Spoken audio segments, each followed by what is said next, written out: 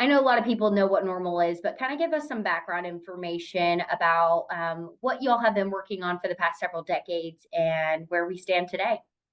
Sure. NORML is a nonprofit advocacy organization that was founded in 1970 under the belief that there needed to be representation at the state government and federal government level for individuals who used cannabis responsibly, and that there needed to be a group to lobby for changes in marijuana laws so that the responsible use of cannabis by adults was no longer subject to criminalization, incarceration, arrest, and stigmatization.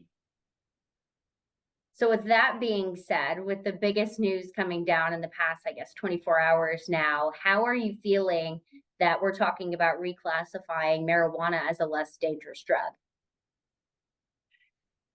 It's a very interesting development for a number of reasons. Certainly, symbolically, it's tremendously important. We have three agencies: the Department of Health and Human Services, the DEA, and the United States Food and Drug Administration, all reaching a consensus that cannabis is a legitimate medicine. Now, the general public has reached this conclusion decades ago. And the majority of states right now treat marijuana as a medicine under state law.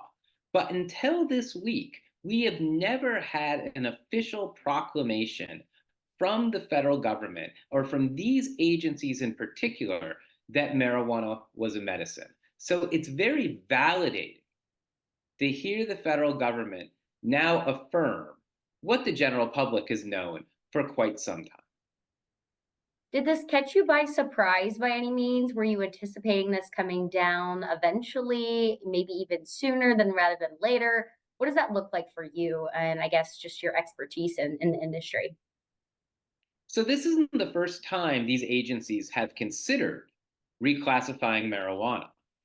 There's actually been 5 prior reclassification petitions that have gone before these same agencies.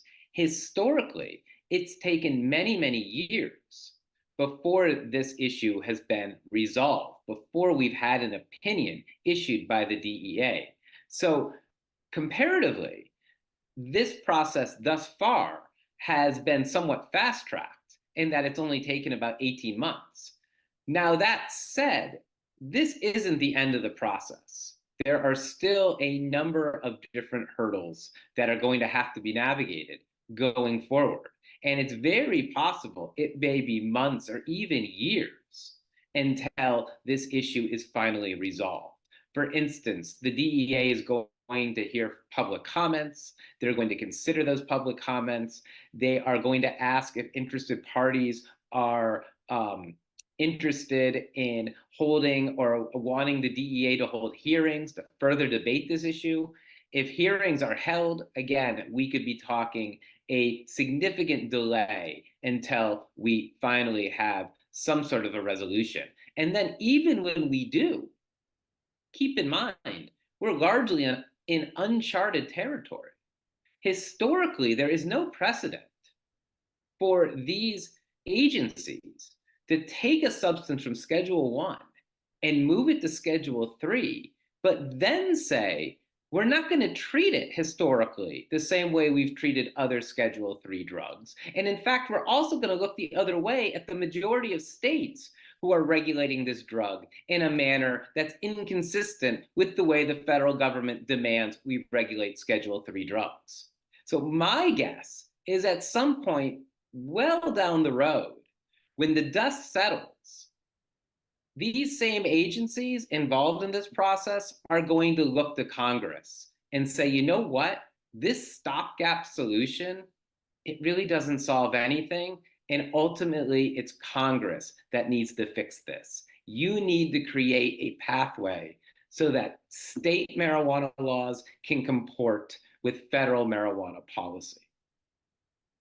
And with that being said, I know you said there's obviously a lot of hurdles to get over at this point, and it could be a very timely process. But are you hopeful that this is the fifth time is the charm or sixth time is the charm to get this going?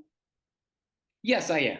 I do think, again, that there will be plenty of folks who oppose this decision.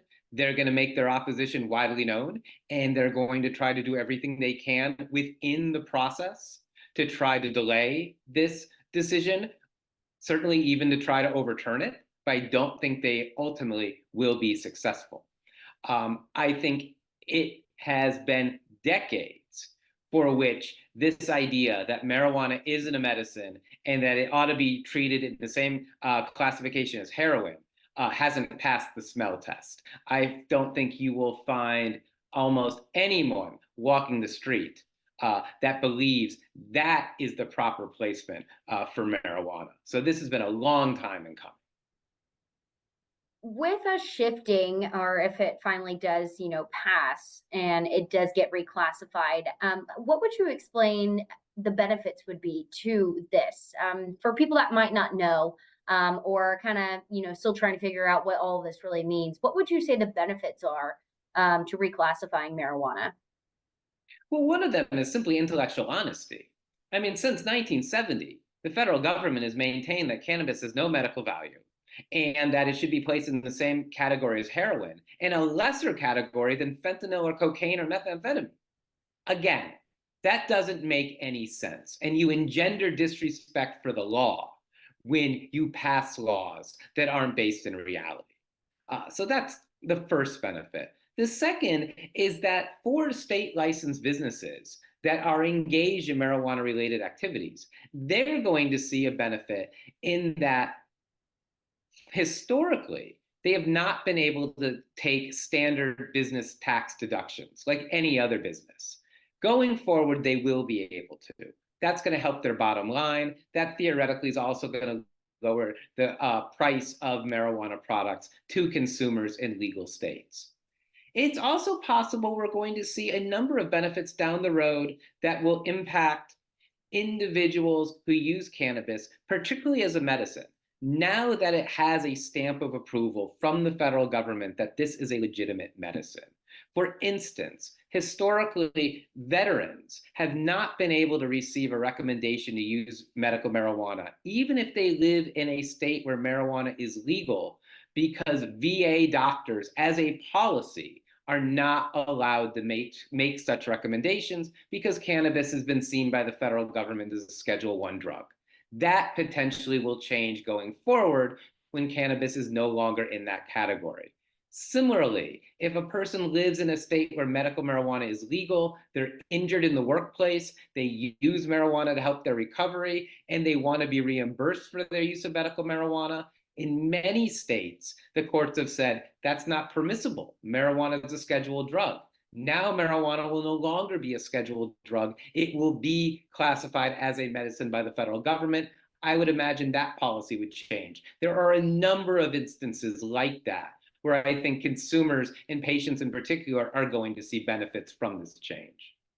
I've seen a lot of people talking about that they would also be excited about the research opportunities that would come, probably with just the process of reclassifying this. Is that something that you are kind of interested in too? I know y'all probably look at this stuff all the time, but for those that I might. disagree with that Okay. assessment. All right. So there are hurdles that are in place with respect to doing very specific types of research with cannabis. In particular, doing a clinical trial where over the course of that trial, investigators will actually administer cannabis products to patients. In that particular instance, there are a number of hurdles in place, but those hurdles have nothing to do with the scheduling of marijuana. Those are hurdles that are marijuana specific. In fact, many of those hurdles predate the scheduling of marijuana as a Schedule I controlled substance. So, for instance, federal law says if you propose a scientific study to do a clinical trial on marijuana, it has to be approved by the Attorney General, who isn't a scientist. That has nothing to do with the scheduling of marijuana. That's simply the law for marijuana. The law also says that the sourcing of the marijuana used in your trial has to come from a federally licensed source, of which there's almost none. That, again, isn't a requirement tied to the scheduling of marijuana.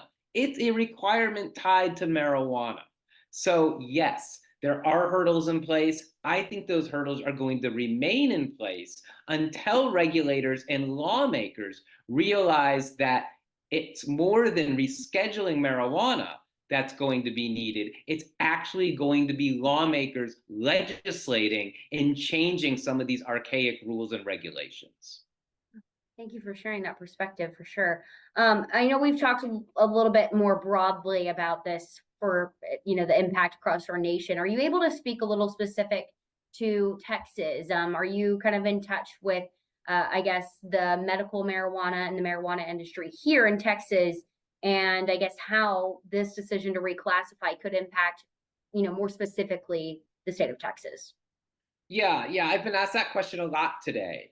And the short answer is probably not very much because, we do live in a federalist system and states are the primary decision makers when it comes to establishing rules and regulations in their state. And when it comes to marijuana laws in particular, uh, Texas has laws and rules and penalties on the books that are Texas specific. And they're not very favorable, to be honest. They're out of step with the laws of the majority of states in this country. Texas is one of the top 3 states in marijuana arrests in the nation.